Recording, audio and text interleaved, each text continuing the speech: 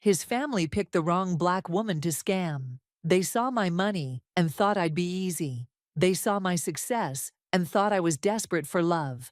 They were wrong, dead wrong. And by the time they realized I knew everything, I'd already set the trap. They walked right in. They played me like a fool, or at least that's what they thought. My name doesn't matter for this story. But what does matter is that I'm a self-made black woman with $9 million in the bank. I built a real estate investment company from absolutely nothing. Started with one small rental property and grew it into an empire of commercial buildings and residential complexes across 3 states. I worked 16-hour days, sacrificed relationships, missed family gatherings, and clawed my way to success in a world that didn't want to see me win. I thought I'd found love. I found a conspiracy instead.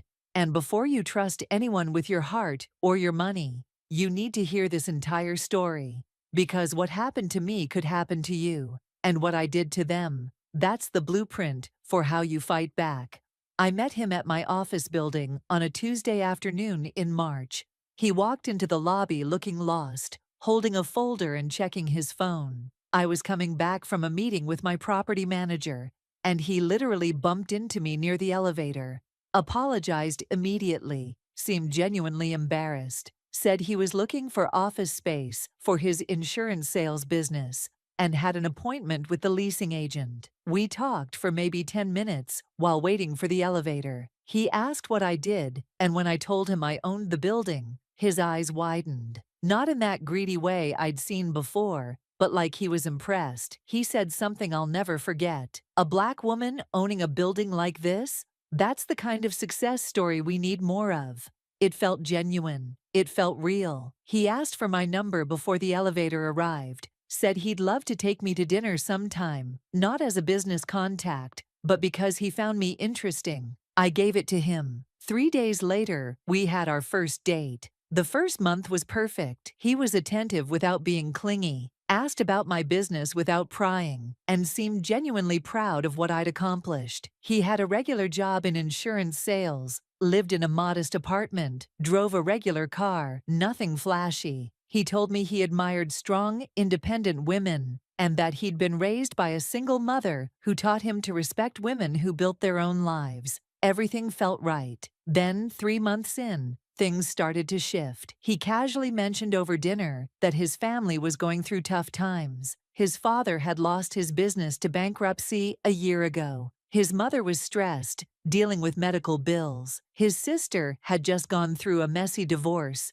and was struggling financially. He said it with this look of pain in his eyes, like it hurt him to see his family suffer. And here's the thing that should have been a red flag, but I missed it. He never asked me for money, not once. He'd talk about their problems, then immediately change the subject and say, "But I don't want anything from you except your love.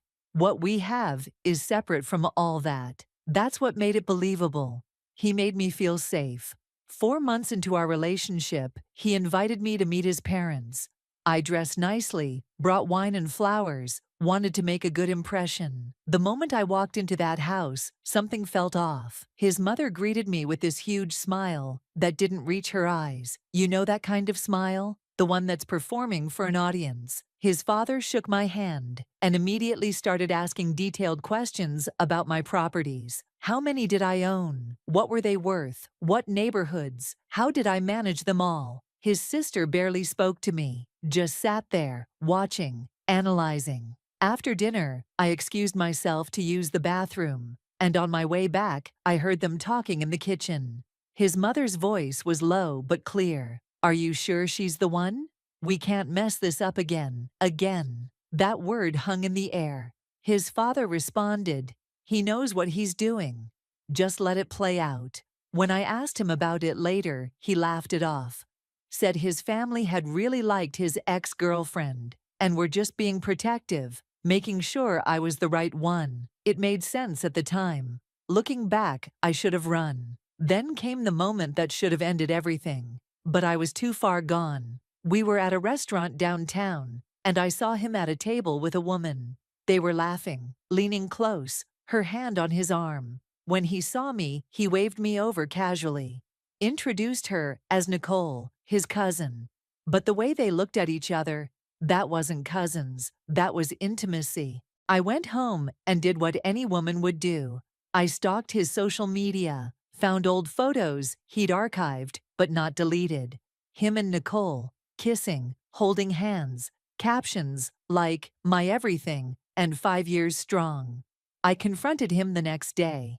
He sighed, sat me down, and explained that yes, Nicole was his ex-girlfriend of 5 years. They'd broken up a year ago but remained friends. His family still talked to her because they'd been together so long. He promised me it was over, that I was the one he wanted, and that he'd set better boundaries with her. I wanted to believe him. God, I wanted to believe him so badly. After 10 months together, he proposed. It was beautiful. On my rooftop terrace, at sunset, down on one knee, the whole thing. I said yes, I was in love. Or at least, I was in love with who I thought he was. We started planning the wedding immediately, and that's when everything accelerated. He moved into my house 2 weeks after the proposal, said it made sense since we were getting married anyway, and his lease was ending. His family suddenly became very involved in our lives. His mother insisted I give her a key to my house in case of emergency. I stupidly agreed. His sisters started visiting multiple times a week, always asking questions about property values and market trends. His father would drop by unannounced, and one time I caught him in my home office. He said he was looking for the bathroom. My office is nowhere near the bathroom. Then I started noticing things. Papers in my home office moved around.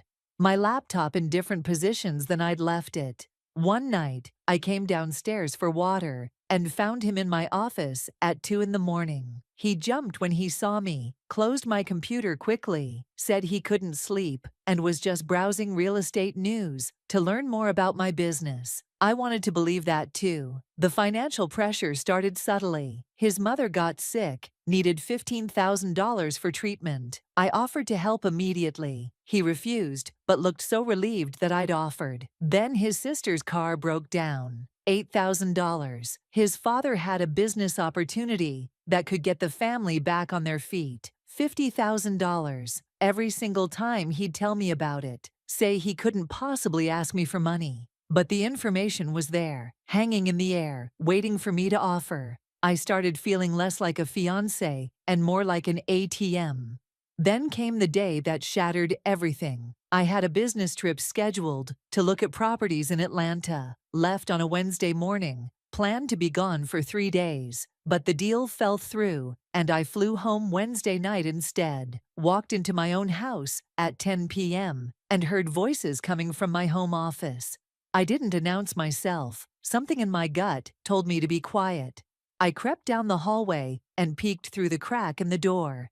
Him, his sister, and his father were in my office, going through my filing cabinet. His father was photographing documents with his phone, property deeds, bank statements, investment portfolios. His sister was on my computer, and he was handing them files, one by one, like he'd done this before. His sister's voice cut through me like glass. The properties on Elm Street alone are worth at least $2 million. Add the commercial building downtown, and we're looking at over $5 million in accessible assets. His father nodded, still photographing. After the wedding, he'll have legal access to everything. We move fast, transfer what we can to the business accounts, claim their gifts or investments, then initiate the divorce within a year. And my fiancé, the man who'd looked me in my eyes every day and said he loved me, responded, "Nicole's getting impatient." I told her after we get the money, we're out. She's already looking at houses in Florida. Nicole, his ex-girlfriend. The cousin who wasn't a cousin. She was in on it. They were all in on it. I stood in that hallway, my hand over my mouth to keep from screaming, and watched them plan to steal my entire life. Every sacrifice I'd made, every 16-hour workday, every time I'd chosen business over sleep or relationships or joy, they were plotting to take it all. And they were doing it in my own house, with documents I'd trusted him enough to have access to. I backed away silently, went to my car, and drove. I don't even remember where I went. I just drove and cried and felt like the biggest fool in the world. For 3 days, I cried. I stayed in a hotel and let myself fall apart completely. Then, on day 4, something shifted. The sadness turned to rage. The heartbreak turned to clarity. I wasn't going to be their victim. I was going to be their worst nightmare. I hired a private investigator first thing Monday morning. Paid him extra to move fast. 2 weeks later, he came back with a folder that made my blood run cold. Photos of him and Nicole together, kissing outside her apartment, holding hands at restaurants, laughing in his car. They'd never broken up. She was living in an apartment he was paying for, with money he'd borrowed from his parents. They met 3 to 4 times every single week. But that wasn't even the worst part. The investigator dug deeper and found something that made me physically sick. This was the 3rd time they'd done this. The 3rd woman they'd targeted. 2 years ago, they'd scammed an Asian woman who owned a restaurant chain. Got her to invest $200,000 in his father's business opportunity. 6 months later, they were gone, and she couldn't recover the money. A year before that, a Latina doctor. She'd given them $150,000 for what she thought were legitimate investments. Both women had filed reports, but there wasn't enough evidence to prosecute. The family was careful. They knew how to play the game. This was their family business, targeting successful women of color, draining their bank accounts, and disappearing before the legal system could catch up. The investigator had recordings, too. He'd bugged his car and caught family meetings. His mother coaching him on what to say to me, how to act, when to pull back if I seemed suspicious. His sister had researched every single property I owned, down to the mortgage amounts and equity. His father had legal documents already drawn up, ready for after the wedding. They'd planned the entire timeline. Marry me in June, get access to accounts by July, transfer assets by September, file for divorce by October. Nicole would be waiting for him with the money, and they'd start over somewhere new, maybe target another woman in another city. I was just a job to them, a mark, a paycheck. I sat in my lawyer's office and told her everything. Ms. Thompson listened without interrupting, took notes, and when I finished, she leaned back in her chair and smiled. Not a happy smile, a dangerous one. "So you want to destroy them," she said. It wasn't a question. I nodded. Completely.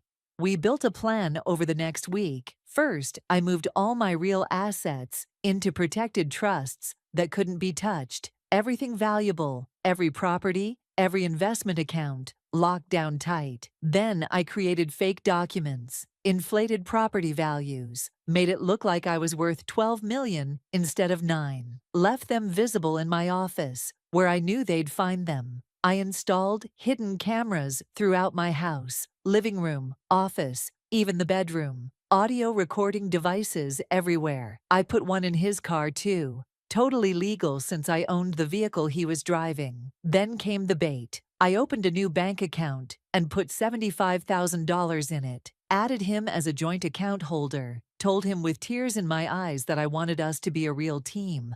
That after the wedding we'd combine everything. And this was the first step. He held me and said exactly what I knew he'd say.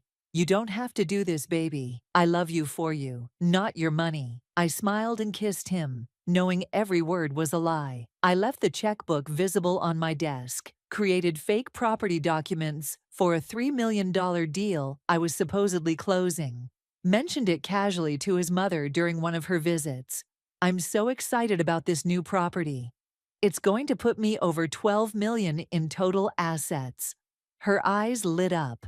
She hugged me and said she was so proud of me. I felt nothing. Within 1 week, money started disappearing from that joint account. $10,000 to his father, $8,000 to his sister, $15,000 to his mother. The cameras caught everything. Him on my laptop, trying desperately to access my real accounts. He couldn't. I'd changed all the passwords and added 2-factor authentication. But watching him try, that was satisfying in a sick way. The audio recordings were even better. I caught him on the phone with Nicole. "Soon, baby. Soon we'll have everything."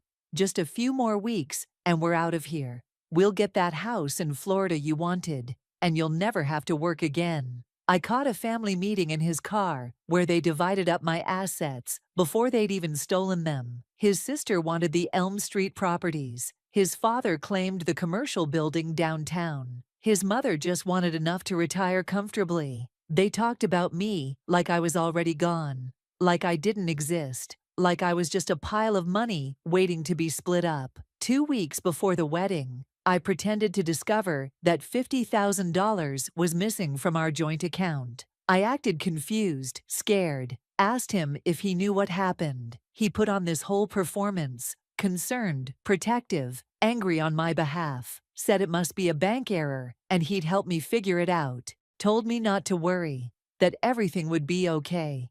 I said I'd call the bank in the morning, and I watched the panic flash across his face for just a second before he hit it. That night, he called an emergency family meeting. The audio from his car was pure gold. Him freaking out. She's going to find out. She's calling the bank tomorrow. His father, cold as ice. We need to move faster. The wedding is in 2 weeks.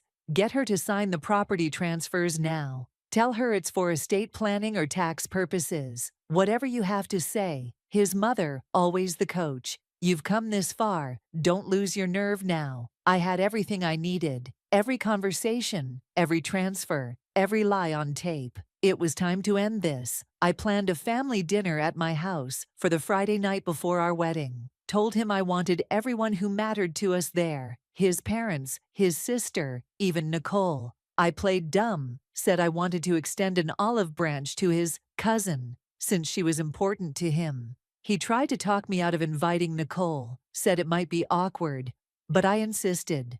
Watching him squirm was delicious. Everyone arrived at 7. His mother brought wine. His father brought flowers. Both bought with my stolen money, I'm sure. His sister was nervous, kept checking her phone. Nicole showed up last, and the tension when she walked in could have been cut with a knife. She was wearing a necklace I recognized, one that had gone missing from my jewelry box a month ago.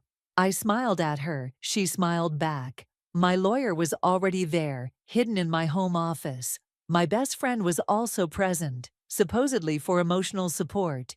And outside, a police detective sat in an unmarked car, waiting for my signal. I served dinner, made small talk, laughed at jokes, played the happy bride-to-be. Then, after dessert, I stood up with my wine glass. I want to make a toast, I said. Everyone raised their glasses. To family, to loyalty, to truth. I pulled out my tablet and connected it to my TV. Hit play. The first video filled the screen. Him and Nicole, kissing outside her apartment, dated from 3 days ago.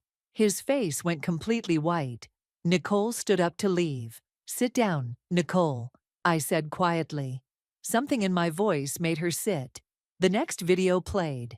The family meeting in his car, all of them planning how to divide up my assets. His mother started crying. His father tried to interrupt. This is out of context. I cut him off. Out of context? Let me give you more context. I pulled out folders, bank statements, showing every transfer from the joint account. Photos from the private investigator showing him and Nicole together for months. Documents about the 2 women they'd scammed before me. Police reports, witness statements, everything. Did you think I was stupid? I asked, looking directly at him. Did you think being a black woman with money made me an easy target? Did you really believe I built a $9 million business by being naive? His sister tried to apologize.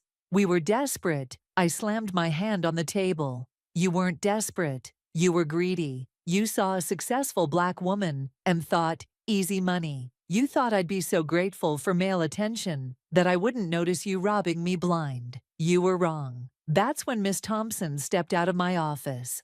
I'm her attorney, she said calmly.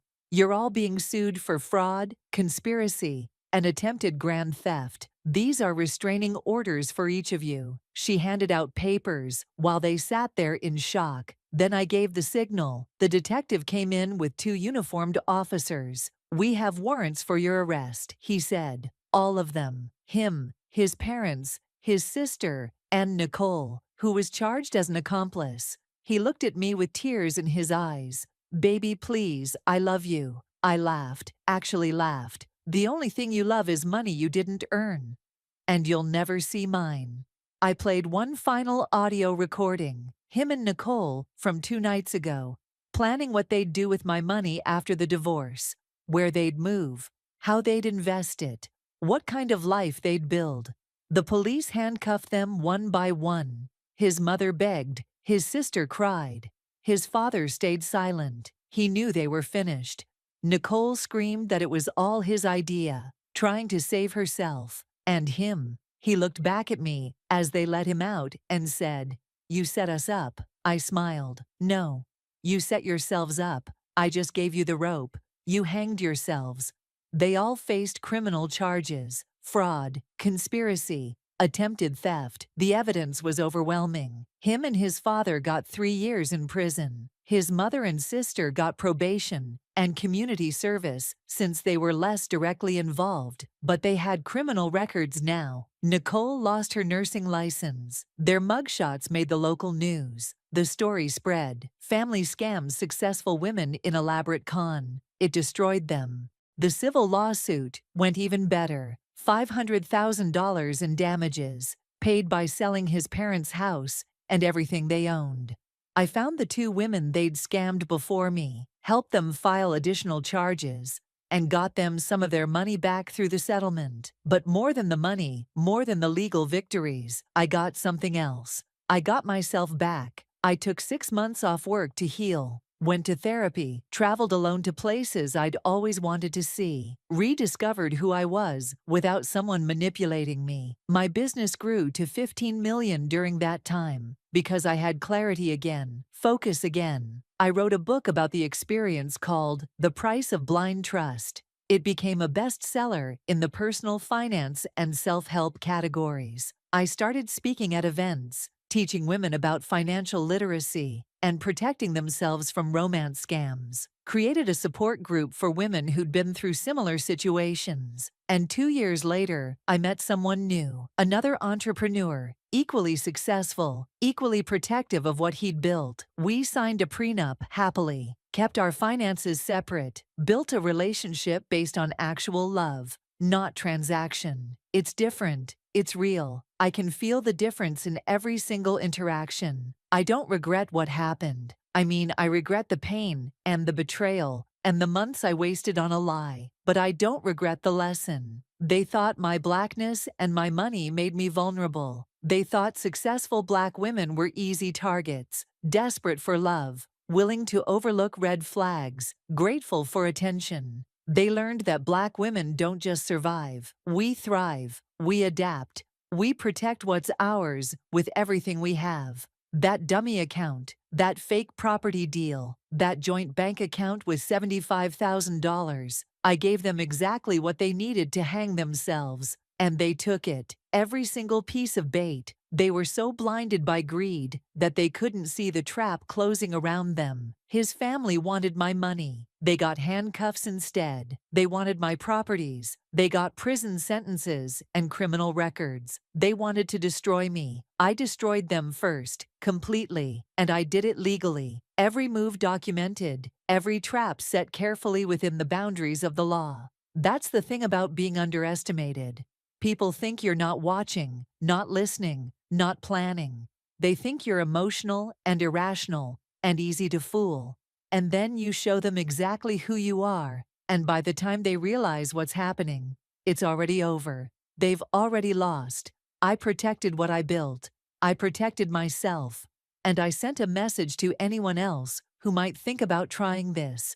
We're not the ones. We're not easy targets. We're forces to be reckoned with. If this story gave you chills, if it made you angry, if it made you want to protect yourself better, then my words reached you the way I hoped they would. Share this with every woman you know who's building wealth, who's successful, who might become a target. Drop a comment and tell me. Have you ever had your gut tell you something was wrong? Did you listen? Tell me your story, because we protect each other by sharing our experiences. Remember this: protect your heart, But protect your assets first. Your success makes you a target. Be smart. Be vigilant. Be ruthless when you need to be. And never ever let anyone make you feel guilty for protecting what you built with your own blood, sweat, and tears. Your intuition is your superpower. Trust it, always.